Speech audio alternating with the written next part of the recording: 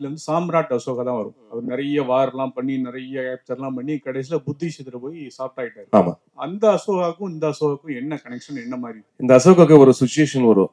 ஒரு சீன்ல ஆப்போசிட்ல இருக்க ஒரு கேரக்டர் சொல்லுவாரு, அசோகா நீ ಚಕ್ರವರ್ತಿ தான். எப்படி ಚಕ್ರವರ್ತಿ ಒಂದು அந்த ஜாதியில இல்ல, ஜாதியில ಚಕ್ರವರ್ತಿ இல்ல, நீ ನಿನ್ನ கேரக்டர்ல ಚಕ್ರವರ್ತಿ. ನಿನ್ನ உள்ள இருக்கிற என்ன ஃபயர் இல்லையா, அதுதான் ಚಕ್ರವರ್ತಿ. இந்த கம்யூனிட்டிக்காக நீ பண்ணணும், நீ போடா, நீ பண்ற நீ போடா, அந்த மாதிரி ஒரு டைலாக் இருக்கு. அதுதான் ಚಕ್ರವರ್ತಿ அசோகா. 70s நடக்கிற ஒரு ரியல் இன்சிடென்ட் வச்சு, சாம்ராஜ் நகரத்தில் நடக்கிற ஒரு ரியல் இன்சிடென்ட் வச்சு இந்த படம் பண்ணிருக்கோம். தேங்க்யூ. இது காதல் படமா பக்தி படமா? இது பக்தி காதல் ஒண்ணுமே இல்லை. காதல் இருக்கு, அதுக்கு மேல வந்து ஒரு கம்யூனிட்டி, லோவர் கம்யூனிட்டியா ஒரு கதை. கம்யூனிட்டியில வந்து ஒரு பிரச்சனை இருக்கு. அது என்னன்னா, அவன் வந்து ரொம்ப படிச்சிருக்க பையன், எஜுகேஷன்ல அவனுக்கு என்ன கவர்மெண்ட் வேலை வேணும். அப்பாக்கு என்ன அவரோட வேலை வந்து, அவர குடும்பத்துக்கு வேலை வந்து என்ன பார்பர் கம்யூனிட்டி. அவர் வந்து அப்பாக்கு என்ன இருக்கு, இல்ல என்னுடைய பையன் வந்து இதை பண்ணக்கூடாது, அவன் கவர்மெண்ட் வேலைக்கு போகணும், இது வேண்டாம் நமக்கு. அங்க ஒரு பிரச்சனை வரும். ஏன்னா இப்போ அசோகா இந்த வேலைக்கு போவானா இல்லையா, இதுதான் பிரச்சனை வரும். அது ஏதோ ஒரு வேற மாதிரி ஸ்டோரி இருக்கு உள்ள. பெரிய பிரச்சனை வரும் இன்டர்வல் பாயிண்ட்ல. அதுக்கு முன்னாடி என்ன நடக்கிறது, அசோகா எப்படி அதெல்லாம் ஃபேஸ் பண்ணுவான், ஒரு கம்யூனிட்டியை எப்படி சேவ் பண்ணுவான், அதுதான் கதை. தமிழ்ல நல்ல கதையோட வர்றீங்க, வாழ்த்துக்கள். Thank you, thank you so much sir, thank you. Here sir, right. சொல்லுங்க. இது வந்து குலத்தொழில் அப்படிங்கிற ஒரு விஷயம் வந்து பண்ணணும் அப்படின்னு சொல்லி ஒரு சமூகத்தரும். என்ன சார், என்ன குலத்தொழில், இட்ஸ் ட்ரெடிஷனல் ஒர்க் வந்து பண்றாங்க இல்லையா? So that people insisting on traditional jobs being undertaken ஒரு பக்கமும், இன்னொரு பக்கம் அப்படி நெசசிட்டி கிடையாது. People from the lower community should also rise to the top upper communities. I mean should be free to choose their profession அப்படிங்கிற அந்த point தான் வந்து உங்க கதை சொல்லுது. Basically this is caste community அப்படிங்கிற அந்த டாபிக்கை பேஸ் பண்ணி எடுக்கப்பட்ட படம் இல்லைங்களா உங்களுக்கு? இல்ல, காஸ்ட் மேல இல்ல, இது வந்து இது வேலை மேல இருக்கு. இது வேலை மத்த நடக்கிற கிரைம் என்ன, அங்க என்ன, அங்க அர்னிங் வந்து ரொம்ப இருக்கு. ஏன்னா முடி எடுத்துறதுக்கு வந்து அர்னிங் ரொம்ப இருக்கு. அது அவருக்கு கம்ப்ளீட்டா வந்திருக்கா இல்லையா, அதுதான் பிரச்சனை. அதுக்கு என்ன ஃபைட் பண்றதுக்கு யாரு இருக்கு, அதுக்காக ஒரு ஹீரோ வேணும், அதுக்காக ஒரு தைரியமா இருக்கா ஒரு பையன் வேணும், அதுதான் அசோகா. இது காஸ்ட் மேல, கம்ப்ளீட் காஸ்ட் மேல அந்த மாதிரி கம்ப்ளீட் காஸ்ட் வச்சு பண்ணிருக்க படம் இல்லை. இது வந்து இது ஒரு மேட்டர் இருக்கு. ஏன்னா அவரை ಈಗ நான் என்ன 500 rupees I am earning 500 rupees, அது நமக்கு வேணும். அது இல்லாம என்ன வரும், அதுதான் பிரச்சனை. 500 நீங்க வச்சு எனக்கு 10 ரூபாய் கொடுக்கறது நியாயமா? அதுதான் நம்ம நியாயக்காக நம்ம we are fighting for our rights. ಅದರ ನಡುವೆ ஒரு நம்ம love story. Is this movie being made in, or is it being released only in Kannada, or is it being released in all other languages? How many languages? The same name, same time? Yeah, The Rise of Ashoka ನೇಮ್ಲೆ ಎಲ್ಲ language ಇವರು. ಅದು ಒಂದು ತಮಿಳು ನಮಗೆ main concentration, Kannada Tamil main concentration. Because இந்த கதை வந்து suit ஆகுது, நம்ம தமிழ்நாடு கல்ச்சருக்கு வந்து சூட் ஆகுது. அதனால கன்னடா தமிழ் மெயின், அதுக்கப்புறம் வந்து தெலுங்கு. First Kannada, second Tamil. இப்போ ஒரு நல்ல ஒரு பிக் கம்பெனி இன்னைக்கு 3 o'clock 3 o'clock படம் பார்க்குவாங்க. அது போயிட்டு இருக்கு இப்போ.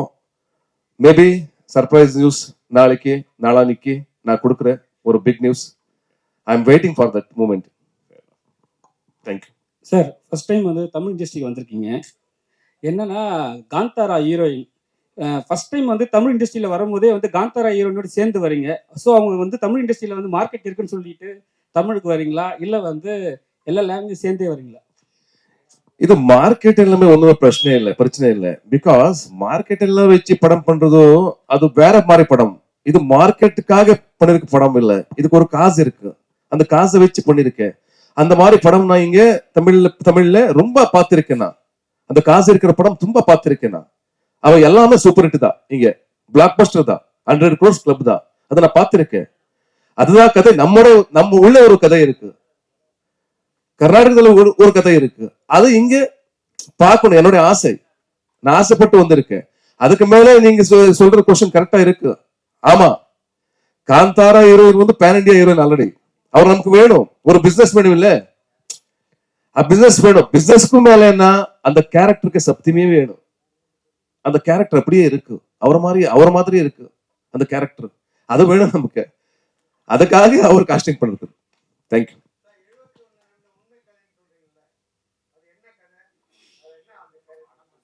யார் character sir? Real incident story sir. இது வந்து இது பார்பர் கம்யூனிட்டி மேல நடந்திருக்க ஒரு ரியல் இன்சிடென்ட். Inspiration sir. நடுவுல நம்ம ஸ்டோரி இருக்கு, நான் ஸ்கிரீன் பிளே வேற சீன் வச்சு அது எல்லாமே இருக்கு, நம்ம ஸ்டோரி கூட இருக்கு, அது ரியல் இன்சிடென்ட் கூட இருக்கு. கம்ப்ளீட் ரியல் இன்சிடென்ட் இல்ல. யா,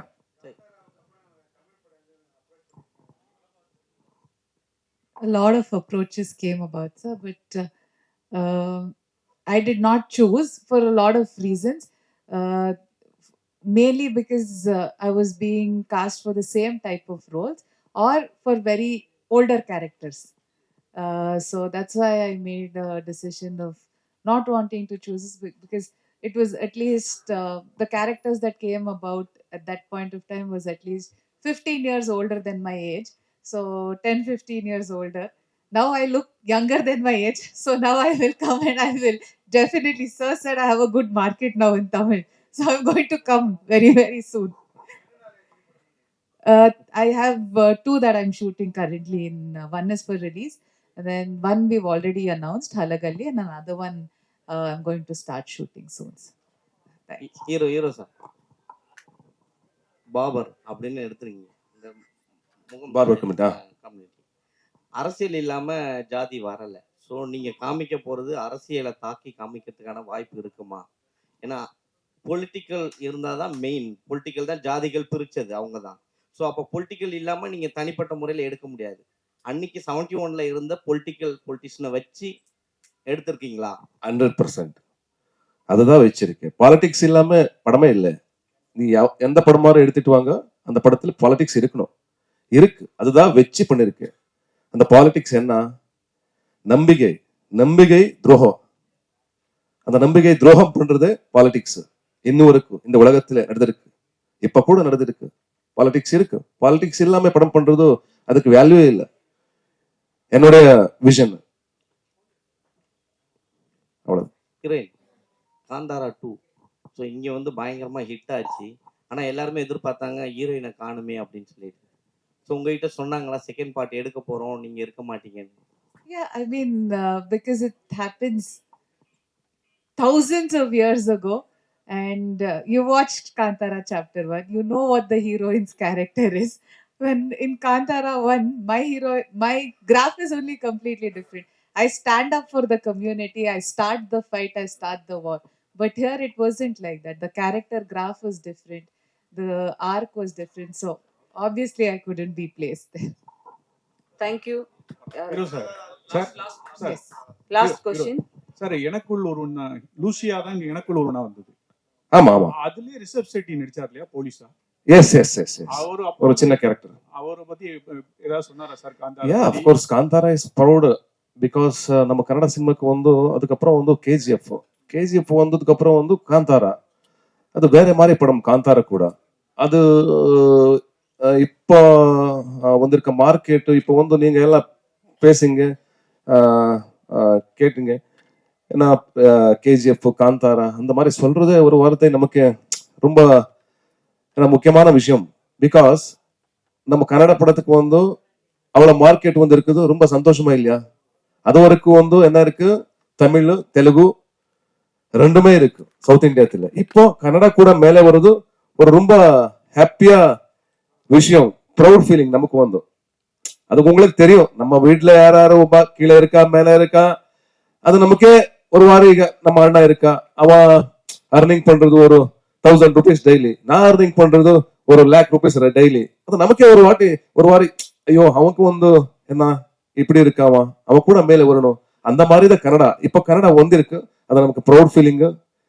அண்ட் இப்போ வந்து லாஸ்ட் டைம் நான் டிஸ்ட்ரிபியூட்டர் மீட் பண்ண டைம்ல அவர் ஒரு பாசிட்டிவான ஒரு விஷயம் கொடுத்தாரு.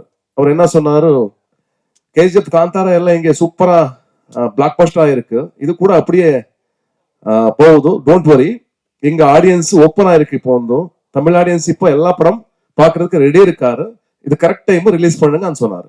தேங்க்யூ. லூசியா நல்ல கதை, அந்த ஹீரோ சைக்கிள் தியேட்டர்லாம் இருக்கும். தமிழ்ல மாத்திரம் அது ஏன் ஒர்க் அவுட் அவ்வளவு மிஸ் ஆனது? நான் ரொம்ப நல்லா இருக்குது. நான் சித்தார்த்த கூட பேசிட்டேன். அது வந்து அவர் நாங்க ஒரு பிலிம்ஃபேர் அவார்ட்ல மீட் பண்ணி அவர் சொன்னாரு, சாரி பிரதர், இங்க நல்லா அது மேக்கிங்ல ஏதோ இதாச்சு. எனக்கு வந்து அவர் நல்லா பண்ணிருக்காரு, அந்த படம் வந்து சூப்பரா பண்ணிருக்காரு சித்தார்த். ஆக்சுவலி அவர் சோசியல் கன்சர்ன் எல்லாமே எனக்கு ரொம்ப இன்ஸ்பைரிங். அண்ட் ಆ படத்துல வந்து அவரு என்ன டிராமட்டிக் ஆச்சு படம் வந்து. லூசியா பேசிக் படத்துல வந்து கன்னடத்துல மூலத்துல வந்து என்ன இருக்கு, அது வந்து ஒரு ரியலிஸ்டிக்கான படம். அது வந்து அது மிஸ் ஆச்சு. ஏதோ ஒரு கேரக்டரைசேஷன், அங்க இருக்கிற லாங்குவேஜ், அது நேட்டிவ் லாங்குவேஜ், அதெல்லாம் மிஸ் ஆச்சு. அது எசன்ஸ் மிஸ் ஆச்சு. அதுதான் வேணும் படத்துக்கு. ஏதோ ஒரு அட்ராக்ஷன் இருக்கு படத்துல, அதை வச்சு பண்றது ரொம்ப கஷ்டம். இப்போ பிஃபோர் நீங்க பாருங்க, எஜமானா வந்து பெரிய பிளாக் பஸ்டர். அங்க எஜமானா ரீமேக் என்ன இங்க மூல மெயின் இது விஜயகாந்தோடைய படம், அது விஜயகாந்த் சாரோடைய படம். அது வந்து வானத்தை போல, அது பெரிய பிளாக் பஸ்டர். அந்த மாதிரி நம்ம செஸ்ஆர் படம் எல்லாம் பெரிய பிளாக் பஸ்டர். அங்க ಹುಡುಗರು, அது போராளி, வேற வேற படம் எல்லாம் பெரிய பிளாக் பஸ்டர். அந்த மாதிரி அவ்வளவுதான் சார். இங்க வந்து நீங்க நாடகத்துல, அதாவது மேடை நாடகத்துல இருந்து சினிமாவுக்கு வந்து சினிமாவில் மிகப்பெரிய நடிகராக இருக்கீங்க கன்னடத்துல. எந்த சூழ்நிலையில இந்த படத்தை வந்து தமிழ் தெலுங்குல எல்லாம் கொண்டு வரணும்னு நினைச்சீங்க சார்? இப்போ அப்போ நான் வந்து டைம்ல எனக்கு வந்து ஃபர்ஸ்ட் ரெமண்டேஷன் 250 rupees நான் என்னோட சீரியலுக்கு. அது ரேப் கேரக்டர், ஃபர்ஸ்ட் சீனே ரேப் சீன் தான், ஒரே சீன். என் ஃப்ரெண்ட் கால் பண்ணிட்டு, ஏய் வாடா, இங்க ஒரு கேரக்டர் இருக்கு, வாடா. நான் பிஎம்டிசி பர்ஸ் எடுத்துட்டு நான் போயிட்டு வந்தானா என்ன சீன், இப்போ நான் நீனாசம் முடிச்சு வந்திருக்கேன். நான் நம்மளோட இது இருக்கு நீனாசம், என்எஸ்டி மாதிரி, அது ஒரு இன்ஸ்டிடியூட், அங்க கத்திருக்கு வந்திருக்கேன் நான் இங்க.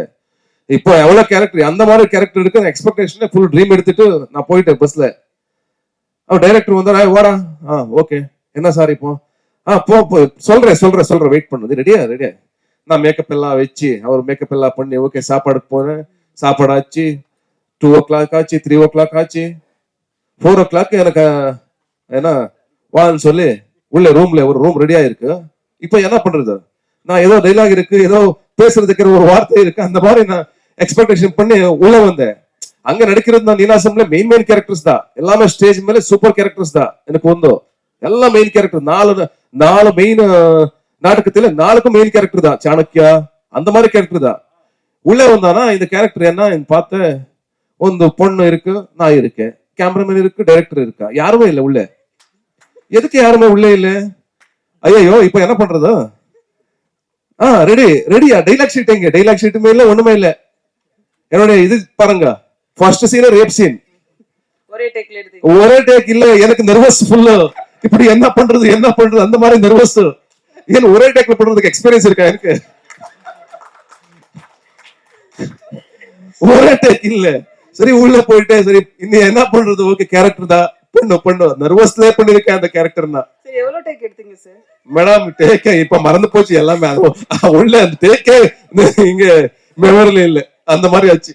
Satish Garu, here, right here. I'm going to ask a series of questions just to understand the film better, because we haven't had the opportunity to talk to the crew earlier. And your director is not here. I'm kind of wondering why he's not here today. 1, 2, how many days did you shoot the film in? What were the bigger challenges? Because recreating 80s, 90s era is not going to be easy. Tell us about the challenges. The date of release of the film, if you can tell it to us. Kaushik இல்லையா? Sorry.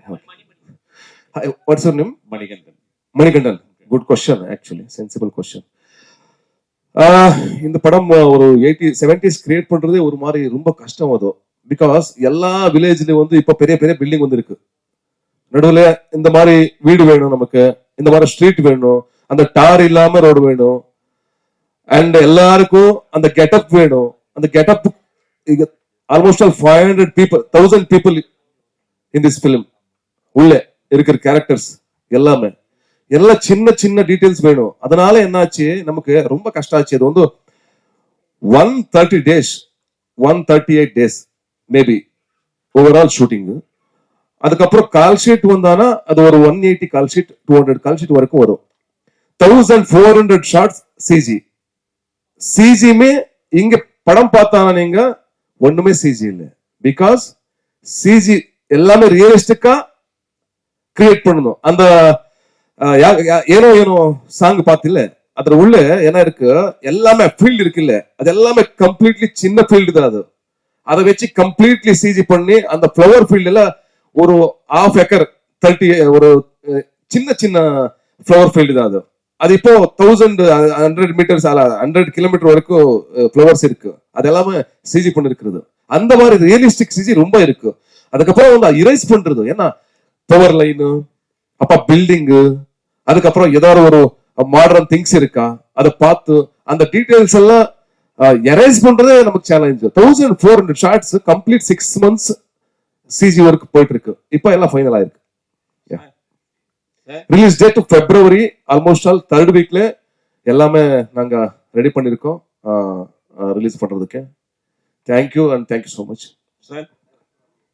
Sir இங்க India முழுக்க ஜாதி இல்லை, மதம் இல்லை, ஒரே ஒரு cinema தான் இருக்கு அப்படின்ட்டு நீங்க சொல்றீங்க.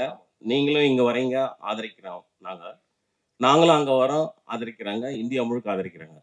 சமீபத்துல வந்துட்டு ஏஆர் ரஹ்மான் சார் பேட்டி கொடுத்ததுல மத ரீதியா எனக்கு வந்துட்டு இந்தியில வாய்ப்புகள் தரல அப்படின்னு சொல்றாரு. அது மாதிரி வந்து உண்மையிலேயே இருக்கா? நீங்க ஏஆர் ரஹ்மானுக்கு சப்போர்ட் பண்றீங்களா, இல்ல அகைன்ஸ்டா பேசுறீங்களா, இல்ல ஜாதி மதம் வச்சுதான் வந்துட்டு ஒவ்வொரு சினிமாலையும் வந்துட்டு வாய்ப்பு தராங்களா? இல்ல, ஏஆர் ரஹ்மான் சாருக்கு அது விஷயம் எனக்கு தெரியாது. அது என்ன நடந்திருக்கு அது தெரியாது. எனக்கு மூல அந்த டெப்த் எனக்கு தெரியாது. அந்த டெப்த் எந்த நடந்திருக்கு, அது அவருக்கு என்ன பர்சனல் ப்ராப்ளம் ஆயிருக்கு எனக்கு தெரியாது. இப்ப நான் என்ன சொல்றேன், அது இருக்கா அது தப்பு, அது நடந்திருக்கா அது தப்பு, ஏதோ ஒரு பாலிடிக்ஸ் நடந்திருக்கா அது தப்பு. தப்பு எங்கேயோ தப்பு தான். அது யாரு பண்றது தப்பு தான். அந்த தப்பு ஜஸ்டிஃபை பண்றது ராங்.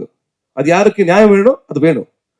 அது ஏஆர் ரஹ்மான் ஓகே, இல்ல கமலா சாரா ஓகே, இல்ல சிவண்ணா ஓகே, இல்ல நம்ம ஹீரோவா நிம்ம ஹீரோவா, யாரு தப்பு பண்ணா தப்புதான். அந்த தப்பு தப்பு அவ்வளவுதான். அது விஷயம் எனக்கு டெப்த்ல தெரியாது. என்ன ஜாதி இருக்கா இருக்கு, கேஸ்ட் இருக்கா இருக்கு, பாலிடிக்ஸ் இருக்கா இருக்கு, மேல கீழே இருக்கா இருக்கு, 100% இருக்கு. இப்ப இடகை இது ரைட் ஹேண்ட், நாங்க தான் ஆக்சுவலி இதுக்கே வேல்யூ இல்ல, இதுவே நாங்க வேல்யூ பண்றது இல்ல. இங்கே நம்மள வேரியேஷன் இருக்கு. அந்த மாதிரி எல்லாமே இருக்கு வேரியேஷன். அதோட நம்ம ஃபைட்டிங், ஈக்குவாலிட்டி ஃபைட்டிங். நமக்கு கூட நல்ல சேலரி வரணும், நமக்கும் நல்ல சேலரி வரணும், எல்லாருக்கும் வரணும். கரெக்டா? அதுதான் என்னுடைய கேரக்டர். த சேம் கேரக்டர் உள்ள வச்சிருக்கேன். த ரைஸ் ஆஃப் அசோக்ல என்னுடைய கேரக்டர் இருக்கு. பரி இது படம் இல்ல, உள்ள நான் இருக்கு. S, thank you. தேங்க்யூ, ரொம்ப நன்றி.